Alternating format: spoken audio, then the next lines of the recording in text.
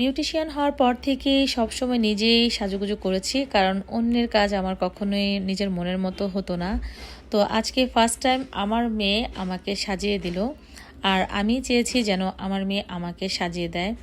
আপনারা অনেকেই আমার মেয়ের কাজ অনেক সুন্দর বলেন, পছন্দ করেন। তো ভাবলাম একটা দিন আমি আমার মেয়ের কাছে সার্ভিস নিয়েই দেখি যে আমার মেয়ের কাজটা আসলেই কেমন। তো আমার একটা প্রোগ্রাম আছে, বিয়ের অনুষ্ঠান, তো সেখানে যাব। খুব তাড়াহুড়ো করে বলতেছিলাম যে আমাকে একটু সাজিয়ে দাও। জীবনে ফার্স্ট টাইম আমি আমার মেয়ের হাতে সাজতেছি। আসলে এই প্রফেশনে আসার আগে যখন আমি বিউটি সেক্টরে কাজ করি নাই, তখন আমি হয় না যে কাজ সম্পর্কে আমার কোনো আইডিয়া নাই। দুইবার আমি পার্লারে সেজেছিলাম। তো যাদের কাছ থেকে আমি সার্ভিস নিয়েছিলাম, আমার মনের মতো যে একটা লুক সেটা আসলে হয়নি। আর এখন তো নিজ হাতে কাজ করি, কাজ সম্পর্কে যতটুকুই ধারণা আছে আরও বেশি বুঝি।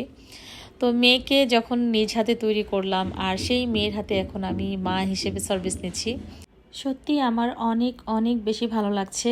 আর আমি সহজে কারো হাতে কাজ করলেও সেটা আমার মনের মতো হয় না। প্রত্যেকটা মানুষের তার নিজস্ব একটা স্যাটিসফাইড বিষয় থাকে, তো আমার ক্ষেত্রেও সেটা। তো আলহামদুলিল্লাহ, মেয়ে যেভাবে কাজটা করেছে আমার মতো করেই সে কাজ করে, এবং আমার কাছে মনে হয় সে আমার থেকেও ভালো কাজ করে। মাশাআল্লাহ। আর হ্যাঁ, সবাই অবশ্যই মাশাআল্লাহ বলতে ভুলবেন না, কারণ আমি সবসময় চেয়েছি ও যেন আমার থেকেও ভালো কাজ করে। আর আমার এখন মনে হয় ও আমার থেকেও ভালো কাজ করে, মাশাআল্লাহ।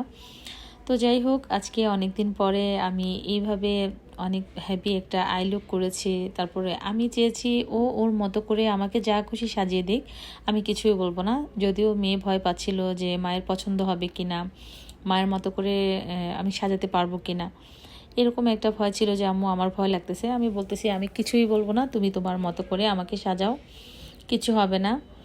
তো আসলে সাজার পরে আপনারা তো লুকটা দেখেছেন, অনেক অনেক বেশি ভালো সাজিয়েছে। আর এখন হয়তো আগের মতো তেমন একটা সাজুগুজু করি না বলেই হয়তো আমার কাছে মনে হচ্ছিল যে অনেক হেভি একটা আই লুক হয়ে গেছে। একটা সময় তো আমি নিজে যখন মেকআপ টিউটোরিয়ালগুলো করতাম, তখন এরকম হ্যাভি হ্যাভি আই লুকগুলো নিজেই ক্রিয়েট করতাম। তো আজকে মেয়ে করে দিল, তো ভালোই লাগলো। নিশ্চিন্তে বসে, কিন্তু মনে হয় যে কোনো প্যারা নাই, চোখ বন্ধ করেছিলাম, মেয়ে নিশ্চিন্ত মনে আমাকে সাজিয়ে দিল যে আমাকে এখন এটা করতে হবে, ওইটা করতে হবে, এরকম কোনো প্যারাই আমার ছিল না। চোখ বন্ধ করে বসেছিলাম আর একটু একটু ভিডিও ক্লিপ নিচ্ছিলাম। যদিও মেয়ে বলতেছিল যে আম্মু তোমার পছন্দ হয়েছে কিনা, বারবার জিজ্ঞেস করতেছিল। ক্লায়েন্টকে যেভাবে জিজ্ঞেস করে ঠিক সেভাবে আমাকেও জিজ্ঞেস করেছিল। আমাকে জিজ্ঞেস করে করে অনেক কিছু বলতেছিল যে আমি এটা করবো কিনা। আমি বলতেছি যে আমি কিছুই বলবো না, তোমার যা মন চায় তুমি তাই সেভাবে তুমি করে দাও, কোনো প্রবলেম নাই। এই যে লাস্ট মুহূর্তে এখন লিস্টটা পড়ে নিলাম।